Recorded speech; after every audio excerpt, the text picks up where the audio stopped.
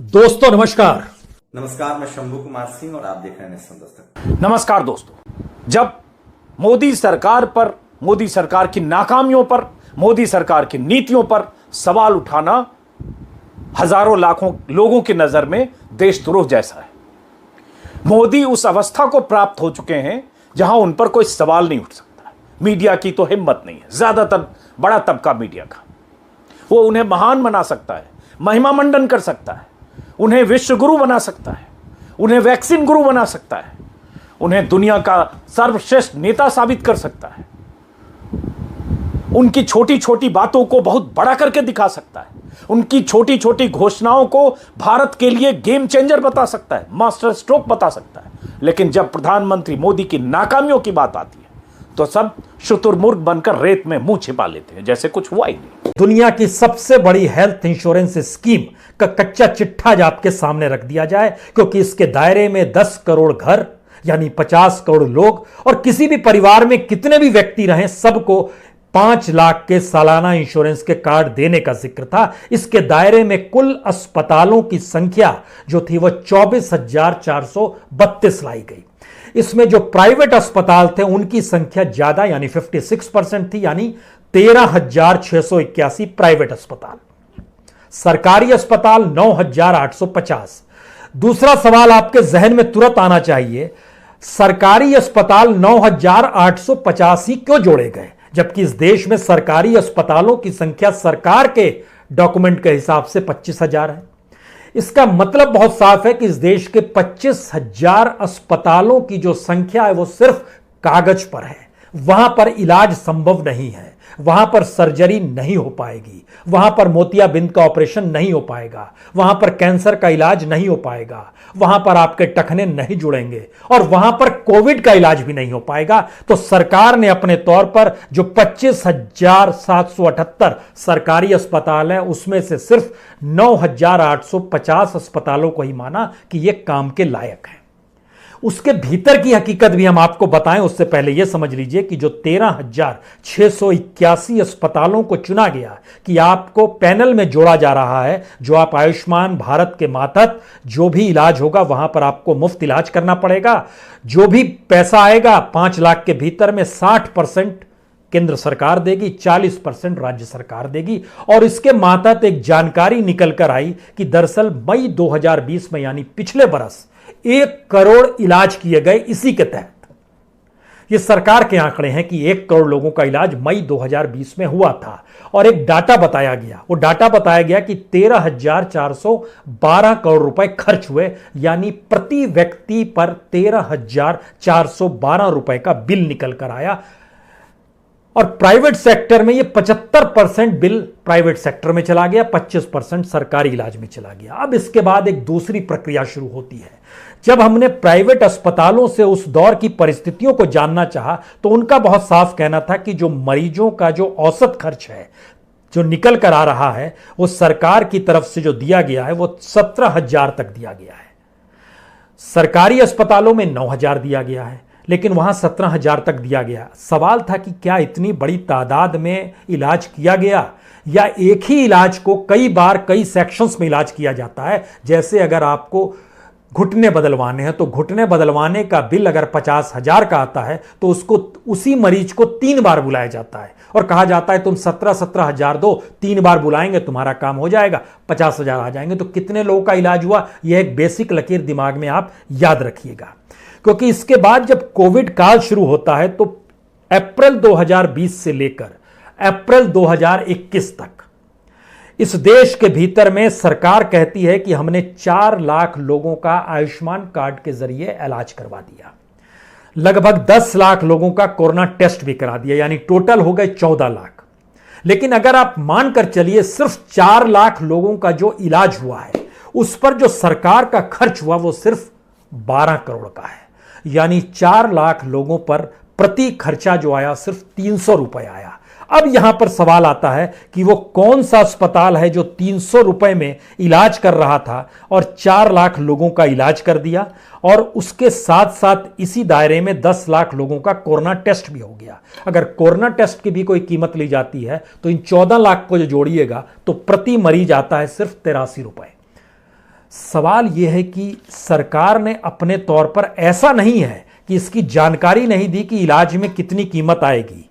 जब 4 लाख लोगों के इलाज का जिक्र सरकार 14 अप्रैल 2021 तक 1 साल के भीतर में कर रही है और प्रति इलाज 83 से 85 नहीं बल्कि 300 रुपए तक आ रहा है सिर्फ 4 लाख का, जबकि सरकार ने जो कीमत तय की उसमें बहुत साफ तौर पर लिखा है कि अगर आपको जनरल बेड भी मिलता है तो उसकी कीमत 2000 रुपए आपके खाते से जुड़ेगी। अगर आपको हार्ट डेंसिटी यूनिट बेड मिलता है तो वो 3000 रुपए का पड़ेगा, यानी प्राइवेट अस्पताल को भी 3000 रुपए ही मिलेंगे। आईसीयू बेड मिलेगा तो आपको 4000 में मिलेगा, आईसीयू बेड विद वेंटिलेटर मिलेगा तो 5000 में मिलेगा। लेकिन यहां तो खर्चा सिर्फ 300 रुपए का है, जो 4 लाख लोगों का इलाज किया गया। तो यह आंकड़ा कहां से आया? यह आंकड़ा आयुष्मान भारत के द्वारा दिया गया है।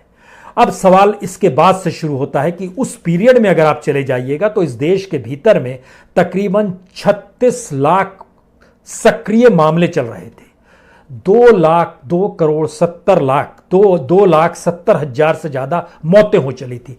और इस 1 साल के भीतर में खुद आयुष्मान भारत और अस्पतालों ने जानकारी दी, बाकी सारे इलाज आयुष्मान भारत के तहत नहीं हो रहे थे, चाहे वो मोतियाबिंद का हो, चाहे कैंसर का हो, चाहे डायलिसिस का हो, चाहे सिजेरियन बच्चा पैदा करने का हो, चाहे बच्चों का इलाज हो, कुछ भी नहीं हो रहा था। सिर्फ कोविड का इलाज हो रहा था क्योंकि अस्पतालों के पास ऐसी स्ट्रेंथ ही नहीं थी। तब हमें लगा कि इस देश के भीतर में अलग अलग राज्यों की परिस्थितियों को टटोलने की जरूरत है, जिससे हम लोग समझ पाएं क्या वाकई आयुष्मान भारत नाम की कोई चीज इस देश में चलती है, और वो कार्ड जब आप लेकर जाते हैं तो अस्पताल में क्या वाकई इलाज मिल जाता है। क्योंकि इलाज की इतनी कम कीमत जो 12 करोड़ दिखाई गई, उसके भीतर का सच क्या होगा। हमने इसका भी प्रयास किया। मसलन उत्तर प्रदेश में जो कुल परिवार इसके दायरे में लाए गए उनकी संख्या लगभग 1.25 करोड़ है, और जो डॉक्टर्स और अस्पताल यहां पर लाए गए, अस्पतालों की संख्या तकरीबन 2600 अस्पताल हैं, जिसमें गवर्नमेंट के अस्पताल जो हैं 1103 है। लेकिन जब आप पूरे देश की स्थिति को एक राउंड देख लीजिए, तब हम उत्तर प्रदेश पे आएंगे। इस पूरे देश के भीतर में जितनी बड़ी संख्या में अस्पताल जोड़े गए इस आयुष्मान भारत को लेकर, उनकी संख्या, उन अस्पतालों को लेकर सरकार का नजरिया क्या है, उसकी तादाद, यह समझने की इसलिए जरूरत है क्योंकि सरकार ने खुद 2005-06 में एक बात तय की थी कि हर अस्पताल के भीतर में कम से कम मरीजों की देखभाल के लिए एक पूरी व्यवस्था होनी चाहिए, मरीजों के अधिकारों का पालन होना चाहिए, इंफ्रास्ट्रक्चर पूरा होना चाहिए, मरीजों की सेफ्टी पूरी होनी चाहिए। और इसीलिए उस समय बनाया गया था एक क्वालिटी काउंसिल ऑफ इंडिया, और इसके मातहत बनाया गया था national accreditation board for hospital. यह हमारा एक सिस्टम है, 2006 में बनाया गया था। हमने जब परखना शुरू किया कि इस देश के भीतर में कितने अस्पताल हैं और इन अस्पतालों की स्थिति क्या है, तो आपको जानकर ताजा डाटा हमारे सामने निकल कर आया। इस देश के भीतर में कुल आयुष्मान भारत से जुड़े हुए अस्पतालों की संख्या शुरू में 24,000 थी, आज की तारीख में यह 21,818 हो गई। इसमें से गवर्नमेंट के हॉस्पिटल 11,839 है, प्राइवेट हॉस्पिटल कम हो गए। बहुत सारे प्राइवेट हॉस्पिटल ने कहा इतनी कम कीमत में हम इलाज नहीं कर सकते हैं। यह सामान्य दिनों की बात थी। कोविड के पीरियड में तो कोई आयुष्मान कार्ड को लेकर इलाज करने की स्थिति में ही नहीं था, क्योंकि इतनी बड़ी तादाद में जब डिमांड हो गई अस्पतालों की, तो अस्पताल वाले जान गए कि यहां पर तो 50,000 से लेकर 50 लाख तक मांग लीजिए, मरीज की आर्थिक स्थिति देखकर लोग पैसा दे देंगे। तो ये कहां पर हम आयुष्मान कार्ड वालों को भर्ती करेंगे, जिसमें संभव ही नहीं है, क्योंकि सरकार ने उसका भी रेंज तय कर रखा है। यानी किसी भी राज्य में इतने अस्पताल काम करेंगे, उस अस्पतालों के भीतर में आयुष्मान कार्ड कर ले जाने वालों की संख्या इतनी होगी, और इनके ऊपर सरकार जो खर्च करेगी वह भी इतना होगा। आप कल्पना कर रहे हैं ये कौन सी स्थिति है। ये एक ऐसी योजना है जो कैसे लागू होगी इस देश में किसी को समझ में नहीं आएगा, क्योंकि जब इसके कुछ और पन्नों को अब खोलने की जरूरत है। हमने आपसे उत्तर प्रदेश का जिक्र किया। उत्तर प्रदेश में 1.25 करोड़ परिवार, गवर्नमेंट हॉस्पिटल तकरीबन 1,103 सरकारी अस्पताल और 1,572 प्राइवेट अस्पताल। इसमें से जो गवर्नमेंट की जो क्वालिटी काउंसिल ऑफ इंडिया का जिसके पास कार्ड है, उसने सरकारी अस्पतालों में भी इस 1,103 अस्पतालों में से सिर्फ 31 को मान्यता दे रखी है।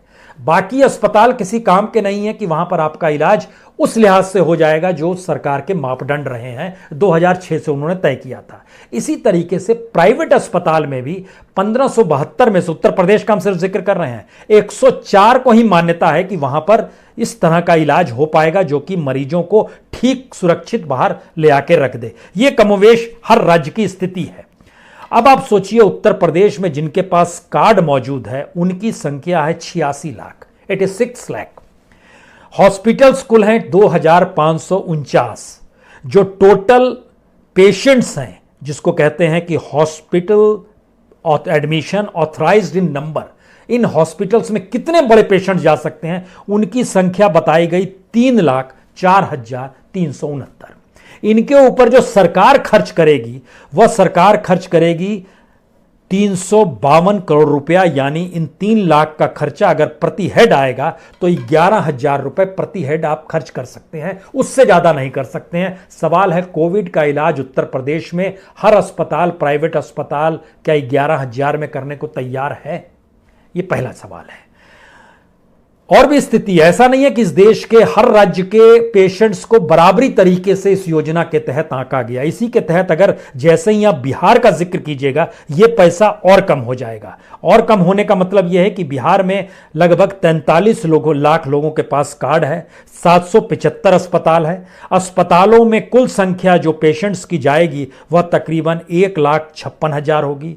जो पैसा दिया जाएगा, ऑथराइज्ड अमाउंट जो है वह तकरीबन 154 करोड़ है, यानी प्रति पेशेंट 9,878 रुपए, यानी बिहार में 9,800 रुपए में इलाज हर किसी का करना है अगर वो आयुष्मान कार्ड के साथ वहां पर मौजूद है। तब यह स्थिति छत्तीसगढ़ में और कम हो जाती है।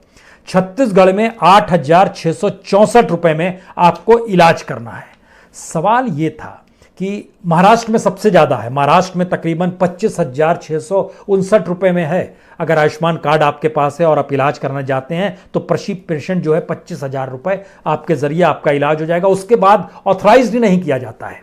यह एक सिस्टम बनाया गया है इसके तहत, और हर स्टेट का इसी रूप में काम करता है, जिस लिहाज से सारी चीजें तय कर दी गई कि।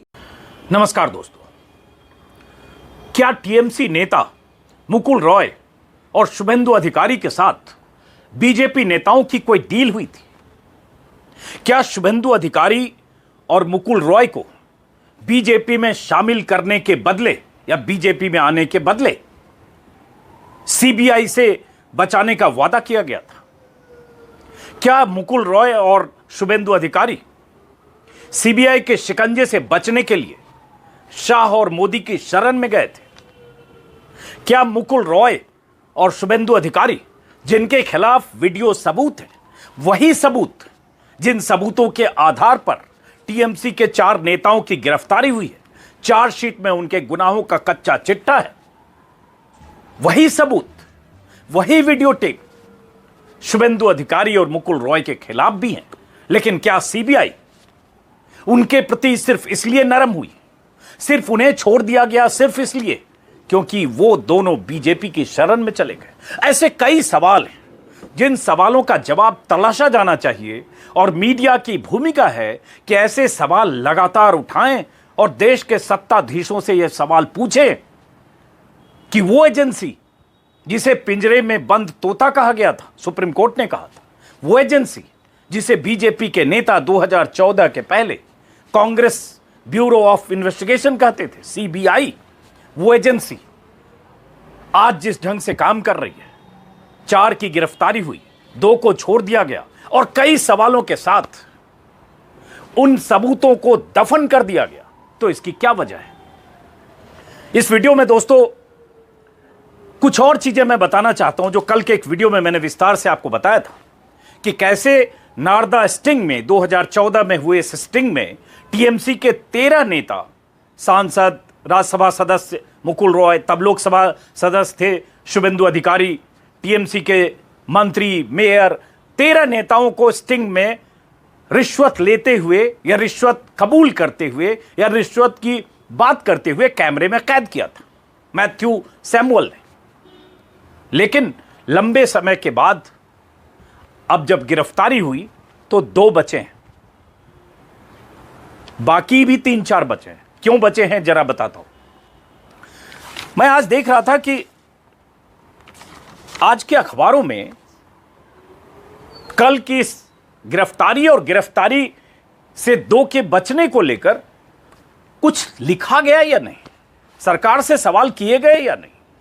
तो मुझे दिखा इंडियन एक्सप्रेस ने पहले पन्ने पर एक विस्तार से रिपोर्ट छापी है, उसका अंदर के पन्नों पर भी है। टेलीग्राफ तो छापता ही है, इसलिए टेलीग्राफ की बात क्या करें, वो हमेशा मोदी सरकार और मोदी सरकार की नाकामियों, नीतियों और विफलताओं पर लिखता रहता है। लेकिन एक्सप्रेस ने आज विस्तार से छापा है और उसमें वो जानकारी है जिस जानकारी के आधार पर आप खुद तय कर पाएंगे कि सीबीआई ने रिश्वतखोरी के आरोप में टीएमसी नेताओं को तो गिरफ्तार किया, लेकिन मुकुल रॉय और शुभेंदु अधिकारी कैसे बच गए, और सिर्फ इसलिए बच गए क्योंकि वो दोनों बीजेपी में आ चुके थे। एक्सप्रेस की खबर है, दीप्तिमान तिवारी के हवाले से रिपोर्टर हैं, उन्होंने खबर लिखी है जिसमें बताया है उन्होंने। एक्सप्रेस की खबर में मैं उसका हिंदी तर्जुमा बता रहा हूं। नई विधानसभा में विपक्ष के नेता और नंदीग्राम से बीजेपी एमएलए शुभेंदु अधिकारी के खिलाफ प्रोसिक्यूशन सैंक्शन अभी भी पेंडिंग है। मतलब अभियोग की अनुमति अभी भी पेंडिंग है। यही लोचा है, खेल यही है। कहां पेंडिंग है? जब कोई लोकसभा सदस्य किसी इस तरह के करप्शन के मामले में संसद के बाहर या कहीं भी उसके खिलाफ कोई करप्शन के आरोप होते हैं तो लोकसभा के अध्यक्ष की अनुमति लेनी होती है अभियोग चलाने से पहले। तो एक्सप्रेस ने लिखा है जिसके मुताबिक शुभेंदु अधिकारी और 3 टीएमसी के बाकी सांसद जो इस स्टिंग में फंसे थे, सौगत राय, काकोली घोष और प्रसून बनर्जी के खिलाफ प्रोसिक्यूशन सैंक्शन का रिक्वेस्ट सीबीआई ने लोकसभा स्पीकर को 6 अप्रैल 2019 को भेजा था। आपको पता होगा 2019 के अप्रैल मई में चुनाव हो रहे थे, लेकिन तब से अब तक 2 साल हो गए। ओम बिरला चुनाव के बाद जून में स्पीकर बने और ये शुभेंदु अधिकारी समेत बाकी जो 3 सांसद थे, चूंकि शुभेंदु अधिकारी 2014 में सांसद थे तामलुक लोकसभा क्षेत्र से, 2016 में इस्तीफा देकर नंदीग्राम से चुनाव लड़े थे और ममता बनर्जी की सरकार में मंत्री बने थे। लेकिन जब यह स्टिंग ऑपरेशन हुआ था तब वो सांसद थे। इस नाते उनके खिलाफ अभियोग चलाने से पहले स्पीकर की अनुमति अनिवार्य है।